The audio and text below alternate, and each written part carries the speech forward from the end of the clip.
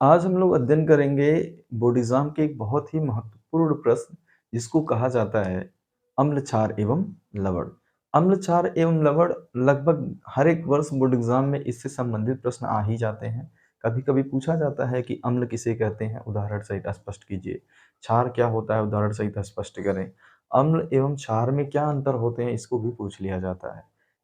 तो आज इन बिंदुओं को हम समझेंगे कि अम्ल क्षार क्या होता है, अम्ल क्षार के क्या गुण एवं लक्षण हैं, उसके बारे में अध्ययन किया जाएगा। तो सबसे पहले यदि हम अम्ल की बात करें, जिसे एसिड भी कहा जाता है, तो अम्ल के बारे में एक वैज्ञानिक है जिनका नाम आर्हेनियस है। इन्होंने एक थ्योरी दिया था और उन्होंने अपनी थ्योरी में बताया था कि ऐसे पदार्थ जो जल में पूर्णतः घुलकर हाइड्रोजन आयन प्रदान करते हैं, उन्हें अम्ल कहते हैं।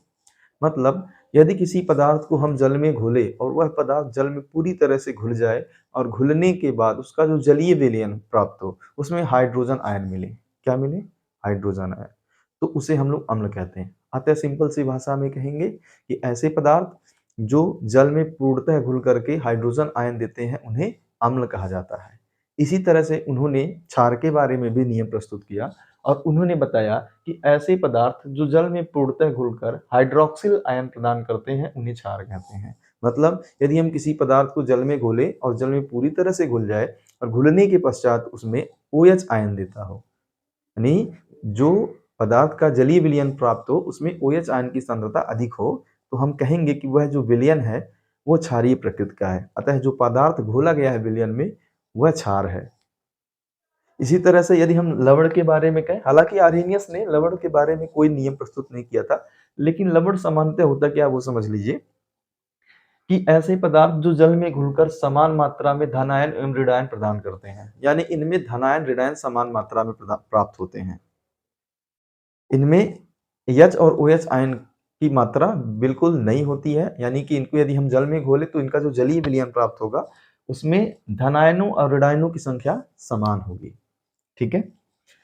अगर दूसरी बात करें कि अम्ल के क्या भौतिक गुण है, भौतिक लक्षण क्या होते हैं, क्षार के भौतिक गुण क्या हैं और लवण के भौतिक गुण क्या है, तो भौतिक गुणों के आधार पर भी यह पहचान बताया जा सकता है, परिभाषित किया जा सकता है पदार्थों को कि वह अम्ल होंगे कि क्षार होंगे कि लवण होंगे। जैसे यदि हम बात करें एसिड यानी अम्ल के भौतिक गुणों के बारे में, तो अम्ल जो होते हैं इनका स्वाद खट्टा होता है। अम्ल का स्वाद कैसा होता है? खट्टा होता है। इनका यदि हम पीएच मान निकालें, यानी कि अम्ल का पीएच मान 7 से कम होता है, इनका जलीय विलयन नीले लिटमस पेपर को लाल कर देता है। यानी यदि हम किसी अम्लीय पदार्थ का जलीय विलयन ले और उसमें नीले लिटमस पेपर को डुबाया जाए तो देखेंगे कि उसका रंग बदल करके कैसा हो जाएगा? रेड कलर का हो जाता है, लाल हो जाता है।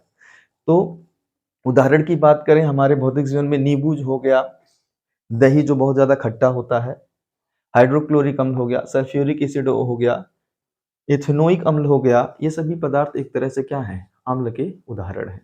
तो यदि आपसे कोई पूछे कि अम्ल क्या होता है, तो आप सीधा सीधा कहिएगा ऐसे पदार्थ जो जल में पूरी तरह से घुलकर हाइड्रोजन आयन देते हैं, उन्हें अम्ल कहा जाता है। इनका स्वाद खट्टा होता है, इनका पीएच मान 7 से कम होता है और इनका जलीय विलयन नीले लिटमस पेपर को लाल कर देता है। उदाहरण के तौर पर वह खट्टी वस्तुएं जिनका आप सेवन करते हैं, जैसे कि नींबू, दही, ये सब चीजें क्या होती हैं?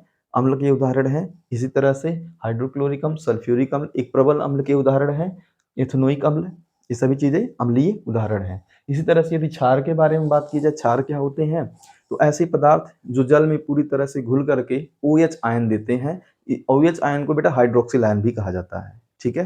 तो सबसे पहले क्या बोलेंगे? ऐसे पदार्थ जो जल में पूरी तरह से घुलकर OH आयन प्रदान करते हैं, हाइड्रोक्सिल आयन प्रदान करते हैं, उन्हें क्षार कहा जाता है। यदि हम इनकी स्वाद की बात करें, इनका स्वाद कड़वा होता है, इनका पीएच मान 7 से अधिक होता है, इनका जलीय विलयन लाल लिटमस को नीला कर देता है।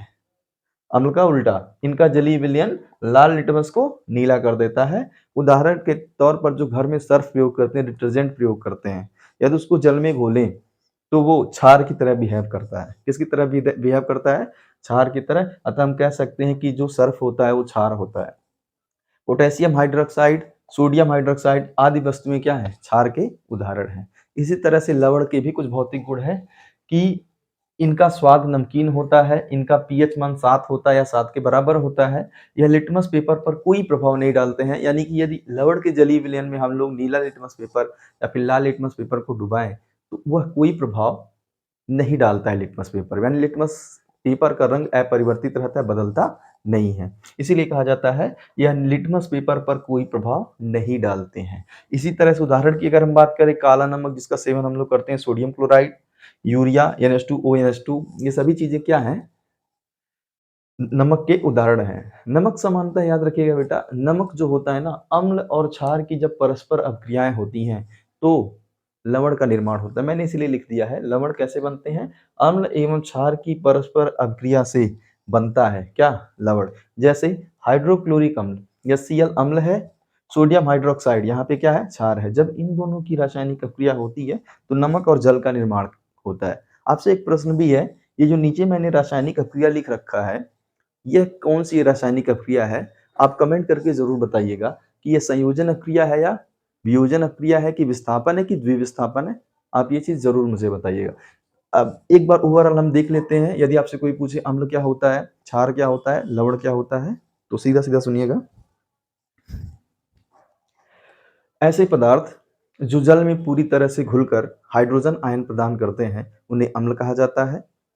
इनका स्वाद खट्टा होता है, इनका पीएच मान 7 से कम होता है, इनका जलीय विलयन, इनका जलीय विलयन नीले लिटमस पेपर को लाल कर देता है। उदाहरण के तौर पर नींबू हो गया, दही हो गया, हाइड्रोक्लोरिक अम्ल हो गया, सल्फ्यूरिक अम्ल हो गया, साइट्रिक अम्ल हो गया और इथेनोइक अम्ल हो गया। अगर हम बात करें क्षार की, तो ऐसे पदार्थ जो जल में पूरी तरह से घुलकर OH माइनस आयन देते हैं उन्हें क्षार कहा जाता है। इनका स्वाद कड़वा होता है, इनका पीएच मान 7 से अधिक होता है, इनका जलीय विलयन लाल लिटमस पेपर को नीला कर देता है। उदाहरण के तौर पर यहाँ पे detergent, potassium hydroxide, sodium hydroxide. और अगर हम लवण की बात करें तो ऐसे पदार्थ जो जल में पूरी तरह से घुलते भी हैं और घुलने के बाद समान मात्रा में आयन प्रदान करते हैं, यानी धनायन और ऋणायन की मात्रा वहां पे समान होती है, उन्हें लवण कहा जाता है। इनका स्वाद नमकीन होता है, इनका पीएच मान 7 होता है। यह लिटमस पेपर पर कोई प्रभाव नहीं डालते हैं। उदाहरण के तौर पर काला नमक, यूरिया, यानी जितने भी हम लोग खाद्य पदार्थ समानता यूज करते हैं उसमें ज्यादातर चीजें लवण होती हैं। ठीक है, आज के लिए इतना ही। अगले क्लासेस में हम लोग सूचक, सूचक क्या होता है, पीएच मान कैसे गणना करते हैं, पीएच के वैल्यू क्या होती है, इन सब चीजों पे डिस्कस करेंगे। साथ ही साथ हम लोग अम्ल एवं क्षार के रासायनिक गुणों का भी अध्ययन करेंगे। अभी ये जो गुण लिख रखा है मैंने, ये सभी इसके भौतिक गुण हैं, रासायनिक गुण भी कुछ होंगे, उसको हम लोग अगली वीडियोज में स्टडी करेंगे।